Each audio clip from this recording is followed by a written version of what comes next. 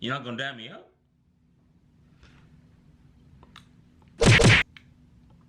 Dap me up. All right, bro. Sorry for that. Sorry.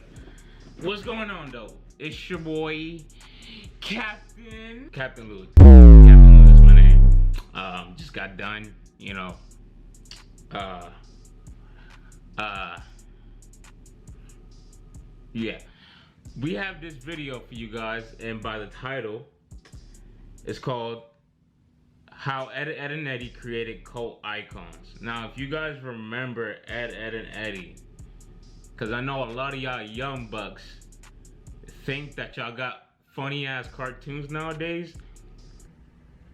No, that shit is basura. That's good.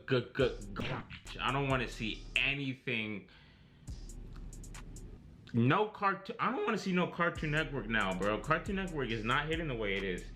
And I just remember back in the days, bro, it was just so fun to watch. It was fun. It was fun watching Nickelodeon back then and Cartoon Network. Like they would always just, in my eyes, they would, when it came to cartoons, it was always those two. They would always compete against each other, and they would just have such great lineups, and it was just so enjoyable to watch it. To watch all the different kind of cartoons, you know, Ed and Eddy. I'm not gonna name it. I'm just gonna get to the video. It's getting too long already. All right.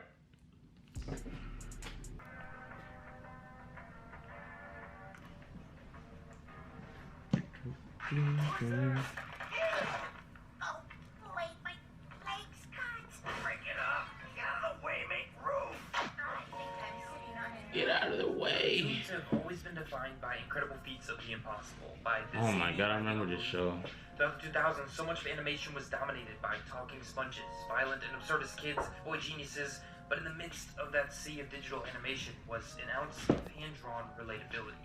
For 10 years, 3 lovable suburban kids were permanent fixtures of 31 million different households across 29 different countries. Telling you, Eddy man. was Cartoon Network's most popular achievement. Eddy is the network's longest-running show, giving kids over 130 stories, 4 specials, and a feature-length TV movie. Ed, Edd n Eddy stood out amongst the deluge of animation during that 10-year run by creating 3 lovably average and unremarkable characters and letting them live lives that were in so many ways just like ours. Before Cartoon Network, series creator Danny Antonucci would spend decades climbing his way through the ranks of the animation industry. An animator who was obsessed with his style of early animation and adult humor, Antonucci would make a name for himself throughout the industry with the 1987 3-minute short Lupo the Butcher, in which a foul-mouthed Italian butcher violently tears apart meat and eventually his own body. It's grotesque, its humor is coming in profanity-laced tirades. It is a relic of the edgy animation trend of the late 80s and early 90s that was eventually popularized by things like Ren and Stimpy. But on a dare, Antonucci began the task of developing a children's show to do the one thing with animation he had never done by himself: make something for everybody. So taking his experience working with Hanna-Barbera early in his career, he took 3 characters he had drawn up for a shoe commercial and got to work. Ed, Edd n Eddy would be so that was the inspiration behind it then. Finally premiering Behind the looks. channel on January 4th, 1999, quickly getting a slot in their Cartoon Fridays lineup. It was a show that almost immediately came to dominate the network's ratings. I recently went back and rewatched the series as an adult, and I quickly realized what made the series so special, what made it so easy to fall in love with Ed, Edd n Eddy, was just how average the everyday lives the show gave us were underneath the slapstick. The Eds were very normal kids, all created to be one part of creator Antonucci's personality. Eddy is an eccentric, swindling scammer. Double D is an outsider, a kid too smart for his own good that suffers from severe OCD, and Ed, a slow kid with a very active imagination. Normal kids, normal problems, normal reality. So many pieces of entertainment attempt to connect with the audience by showing them a piece of themselves. Ed, Edd n Eddy succeeded wildly in this one way. So much of the humor, the slapstick, was grounded in character, and because you, the kid watching it, were almost certainly someone in the small suburb of Beach Creek where the show took place, that humor landed. You weren't just laughing at yourself, you were laughing at your friend who's just like Kevin, or the girl you like, or a toy you loved. And what happened to them were just exaggerated examples of things you saw every day. Whether it was the Eds trying to sell lemonade, put on a circus show for cash, or hunt for quarters to get themselves a few jawbreakers. They weren't flying to the moon or fighting supervillains, they were playing in a cul-de-sac. A cul-de-sac they never leave, a place you as the viewer get to know just as well as they do, a place just like a neighborhood you may have lived in. And their problem. Yeah, like to what he says, like, I remember just watching Eddy and Eddy and just like I don't know, I felt like it helped me with my like imagination as a kid. Like, it made me want to do like it was just easy to resonate because I was a kid watching this, and it just made you want to like play outside and just have adventures with all your friends, and just like see what kind of goofy shenanigans you can get yourself into. And like, this show was just like, it was just cool, man. I just remember watching in, I believe, in like second grade, and it definitely wasn't in 1999. It was a little later than that I started watching it. But I just remember like how much it resonated as a kid with me, and just how like how funny each and every single one of the characters were in the roles that each one played in the neighborhood. And their problems were your problems. They didn't shy away from the realer ones. Eddie trying to get rid of his first zit, having to hide Eddie's dirty magazines, pretending it's still Plus, the show was just funny as fuck. Avoiding a bully. Under the craziness, Sorry about that. Problems are grounded, and no matter how far Eddie takes things, no matter the damage they cause, they never become unlikable characters for this very reason. They aren't bothered by adults. They didn't have to worry about getting grounded. It was escapism that allowed you to hop into their neighborhood and avoid the problems of growing up while relating to theirs. That alone is an accomplishment, and the relatability of the show extends beyond simply storytelling and into the actual animation. Antonucci despised the growing trend of digital animation. He believed so heavily in the energy that the hand-drawn cell process splashed across screens that he went against that digital trend and made Ed, Edd n Eddy the literal last major animated series to be developed using traditional cell animation. And he combined that with these boiling lines, which are the moving outlines you see around each character. And with those two things, the team created a look and feel that was uniquely theirs. That hand-drawn style gives the series a childlike energy. It makes the series look like something a kid might draw on their notebook.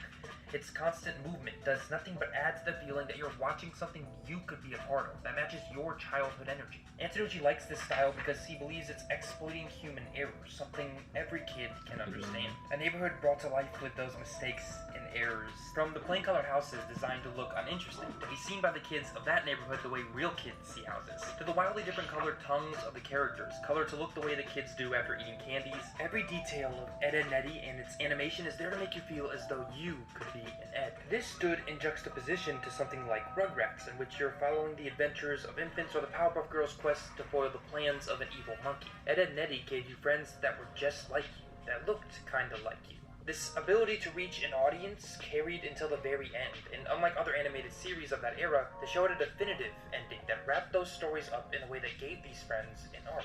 The show's true finale, the 90-minute film Big Picture Show, would encapsulate the relatability that made the show so successful. A movie that shows Eddie finally coming to terms with the fact that his older brother is a terrible human being. A movie that ends with Eddie finally apologizing for the damage he's caused, and a movie that ends with the neighborhood embracing the outcasted Eds for the first and last time.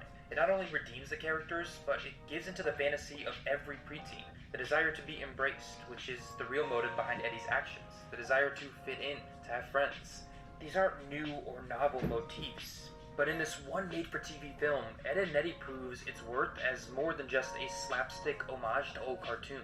It proves that it recognizes and understands its audience in a way that does more than just make you laugh. The averageness of their desires are not coated in a paint meant to disguise.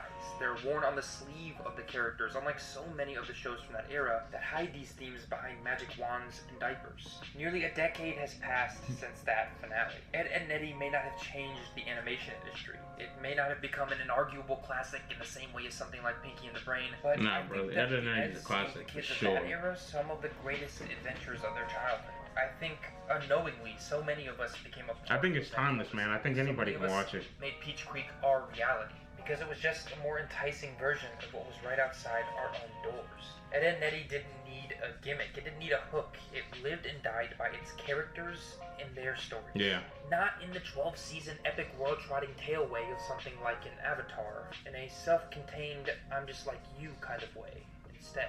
Ed, Edd n Eddy is average, not in its consistently great quality, but in its stories. It's intentionally so, because the show knows something that we too often forget. That maybe sometimes being unremarkable isn't such a bad thing after all. That was interesting. For some reason, I didn't think that this video would kind of like, go in this direction. I don't know why, but it still was a interesting video to watch. And like, dude, like Ed and Eddy, I think when it first came out, nobody expected it to be anything but just a childish cartoon that ended up being on Cartoon Network. But I think it came at the right time, and not only did it come at the right time, but it came in with it came in just knowing that, like, if you were a kid, not even if you were a kid, but it was just, I don't know, man, I don't know, it was cool, man.